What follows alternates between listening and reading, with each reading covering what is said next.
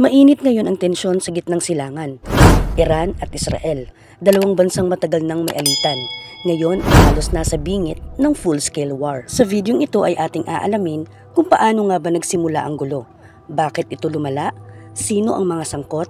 At ano nga ba ang latest update ngayong June 2025? Noong 1970s, believe it or not, magkaalyado pa ang Iran at Israel. Pero noong 1979, bumagsak ang pamahalaan ng Iran. Yun ang tinatawag na Iranian Revolution. Pinalitan ito ng isang Islamic Republic sa pamumuno ni Ayatollah Khomeini. Simula noon, itinuring ng Iran na mortal na kaaway ang Israel. Tinawag pa nila itong Little Satan. Dahil dito, kumalas ang Iran sa lahat ng ugnayan sa Israel at nagsimula na ang open hostility. Pagdating ng 1980s, sinimulan ng Iran ang pagsuporta sa Hezbollah, isang militanteng grupo sa Lebanon na ang goal ay sirain ang Israel. Dito na nagsimula ang tinatawag na shadow war, mga patagong operasyon, cyber attacks at mga assassination. Habang tumatagal, lalong lumalawak ang away. Iran ang naging pangunahing sponsor ng mga grupong kontra Israel. Hamas sa Gaza, Hezbollah sa Lebanon, Houthi sa Yemen, Shia militia sa Iraq at Syria. Gantihan ng gantihan. Kapag may rocket attack ang Hamas o Hezbollah, may airstrike agad ang Israel. Kapag may convoy ng armas ang Iran, tina-target ito ng Israeli jets.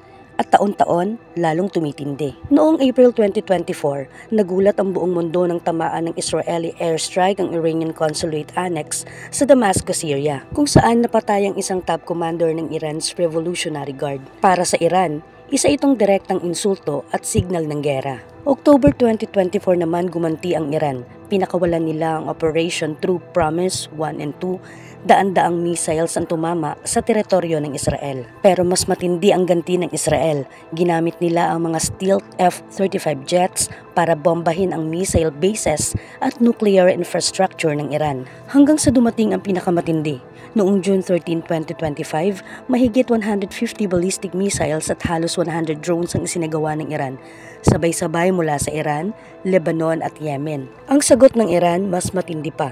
Inatake nila ang pinaka-critical na pasilidad ng Iran tulad ng Fordow, Natanz, Esfahan at Parshin. Ayon naman sa mga military analysts, bumagal ng 3 hanggang 5 taon ang nuclear development ng Iran. Samantala, aabot sa 600 ang patay sa Iran kabilang ang mga high-ranking IRGC officers.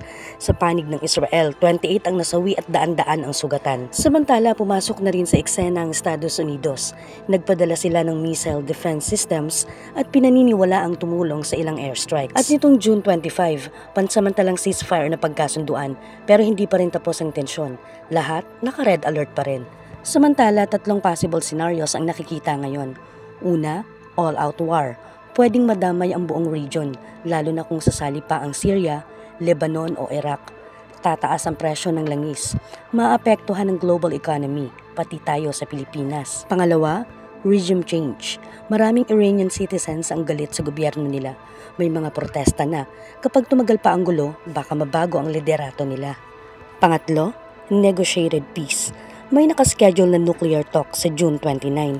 Ang tanong ngayon ay titigil ba ang lahat sa diplomasya o may mas malala pa tayong aabangan?